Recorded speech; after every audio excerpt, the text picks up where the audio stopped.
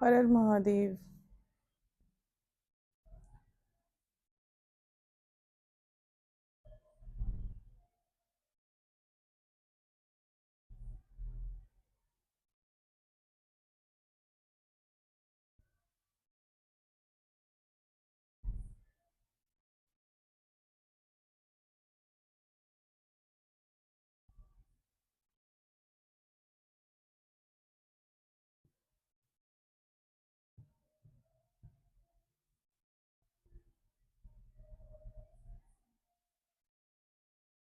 अभी नवरात्रि चल रहे हैं और अगर नवरात्रों में लोग अगर आपको पता है कि आपके घर के ऊपर या आपके परिवार के ऊपर तंत्र होता है, तो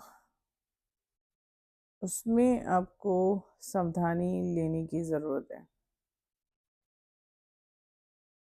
आपको घर के उसमें खाने पीने में नींबू इस्तेमाल नहीं करना है। नींबू काली पर चढ़ता है। आपको नींबू बिल्कुल भी इस्तेमाल नहीं करना है।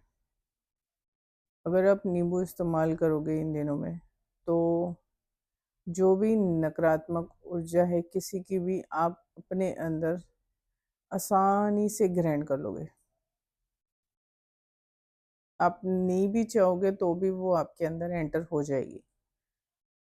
मान लो किसी ने आपका बुरा सोचा और कोई सोच रहा है, या कोई जलन हो रही है, किसी को जलन हो रही है, कोई मन ही मन बातें निकाल रहा है, तो वो आपको लग जाएंगी। वो तुरंत लगेंगी। तो नींबू की माला, क्योंकि इन दिनों देवी पर चढ़ती है, इस वजह से नींबू नहीं लेना है। 9 नहीं, 10 दिन तक। जो नवरात्रि के 10 दिन होते हैं वो उनमें नहीं लेना है, बिल्कुल भी नहीं। आप किसी भी तरीके से नींबू इस्तेमाल नहीं करोगे।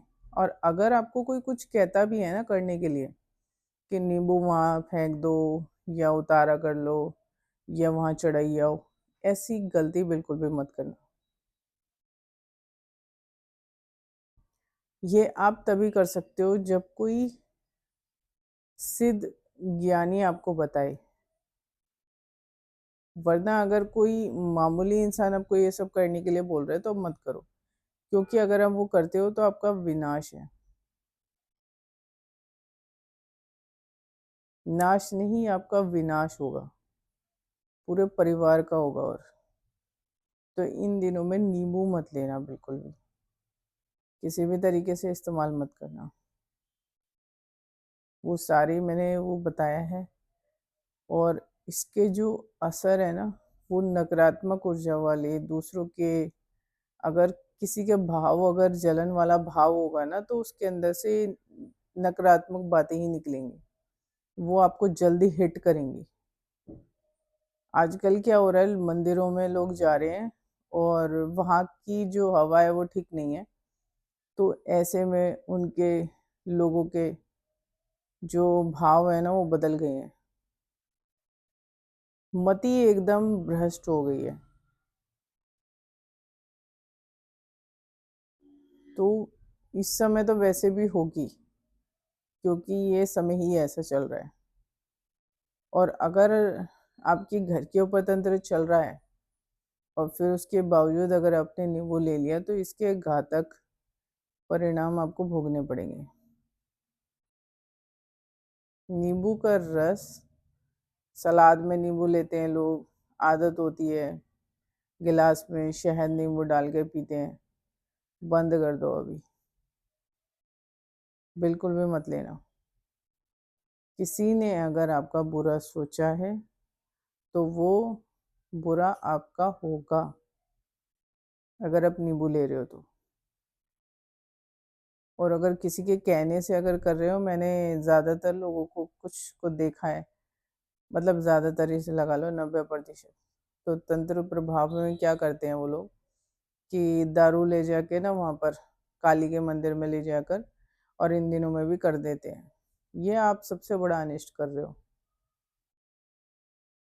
ये आपको करना ही नहीं है। ऊट पटांग बताने वाले बहुत लोग हैं। लेकिन वो आपके कर्म डिसाइड करते हैं कि आप किस इंसान के सही के पास जाओगे या जो आपको मिसगाइड करेगा उसके पास जाओगे।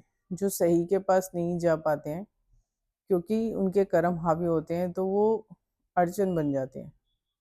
और जिस तरीके से अगर आपके कर्म आपके ऊपर हावी नहीं है तो आपको गाइड करने वाला भी, रास्ता दिखाने वाला भी सही मिलेगा, वरना आपके साथ जो होगा बुरा वो उसके जिम्मेदार आप खुद होगे। क्योंकि लोग आजकल कोई भी कुछ भी मुंह उठा के कुछ भी बता देता है ना तो करना शुरू कर देते हैं। छोटे छोटे बच्चे मंदिरों में जाके परिक्रमा कर रहे हैं, यहाँ तक कि पीपल के पेड़ की भी परिक्रमा कर रहे हैं जो नहीं करनी चाहिए। बच्चों के लिए पूजा पाठ उस तरीके से नहीं होता है जिस तरीके से लोग लगा रहे हैं। खुद भी वही गलती करते हैं। किसी ने बता दिया भी जाके वहाँ नींबू चढ़ा दो, काली के मंदिर में चढ़ा दो और ये कर दो, नहीं होगा। आपका स्वीकार हो ही नहीं सकता। आपके कर्म हावी हैं आप किसी के बताए हुए उपाय में। पहले आप खुद सोचो कि आपके कर्म कितने हावी हैं और आप वहाँ जाकर अगर निवारण चाह रहे हो तो आपको नहीं मिलेगा। ये समय ऐसा नहीं है कि आपने एक नींबू की माला चढ़ाई और आपको निवारण मिल गया। कर्म जो आपने बोए हैं वो आपको काटने पड़ेंगे और उसका तो वो जब तक आप नहीं भोगोगे ना और किसी के बताए हुए पर आप कर देते हो कुछ भी उपाय, इन दिनों में खास तौर से नवरात्रों में किसी ने कह दिया चुनरी इतनी कर दो या किसी ने कह दिया बच्चों को ये चीज़ें दे दो या वो बांट दो, तो आपका ऐसे ऐसे उद्धार नहीं होगा। वो चीज़ और आपके उस समय में अड़चन डालेगी। आपका जो समय जो चुपचाप रहने में जो सही चलता ना वो आपका और कठिन रास्ता बन जाएगा। अब आप ये खुद सोचो कि आपको थोड़ा सा नॉर्मल रास्ता चाहिए या कठिन वाला चाहिए। आप खुद ही, ज़्यादातर लोग 90% लोग खुद ही लोगों के उटपटांग बताए हुए उपाय करके उनके रास्तों में रोड़े डाल लेते हैं। तो ये खुद सोचो आप, ठीक है, ध्यान देने वाली बात है कि आप अपने रास्ते को और मुश्किल बना रहे हो। जितना ज़्यादा लोग उपाय करेंगे उतना ज़्यादा आपका नाश है।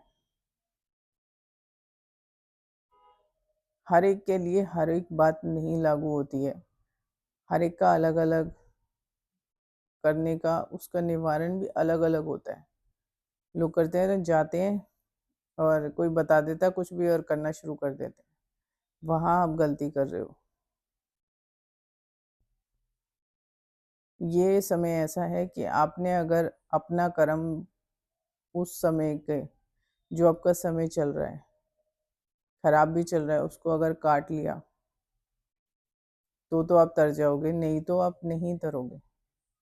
ये उपाय करोगे तो आपके रास्ते में और रोड़े डलेंगे।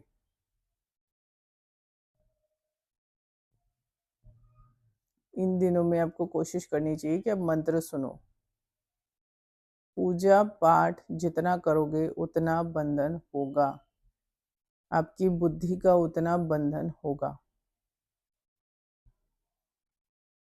मैंने ऐसे लोग देखे हैं जिनकी बुद्धि बंध जाती है, वो एक अलग ही दुनिया में चल रहे होते हैं। तो अगर आपको उस अलग सी बेवकूफ़ भरी दुनिया में नहीं जीना है तो आपको सिर्फ मंत्र सुनने चाहिए। पूजा पाठ मत करो। भैरव को लोग कहते हैं कि काली की मूर्ति रख लो और भैरव की मूर्ति रख लो। आप जानते हो काली और काली के और भैरव के कितने गण होते हैं? क्या आपकी औकात है उनको संभालने की? उनकी कितनी सेना होती है साथ में?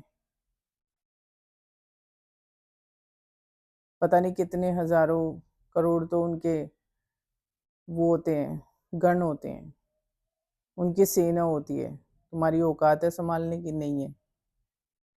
लाके तुमने काली की मूर्ति रख दी और किसी ने कह दिया पूजा कर लो, तुम्हारा नाश है, तुम्हारे घर का नाश है। तुम ये सोचते हो ना कि थोड़े बहुत छोटे-मोटे उपाय से तुम्हें रिलीफ़ मिल जाएगा। ये थोड़े टाइम के लिए ना चीज़ें दब जाती हैं। फिर उसके बाद वो उभर कर आती हैं। वो दबती हैं, वो हटती नहीं है आपके ऊपर से। ये याद रखना कि अगर आप सोच रहे हो कि काली के आगे आप धूप बत्ती जला लोगे या ये कर लोगे या किसी के कहने से कुछ चुनरी चढ़ा लोगे, चीज़ें चढ़ा लोगे, नहीं, आप उल्टी ही चीज़ें करोगे। मति आपकी उल्टी चलेगी। उसमें भी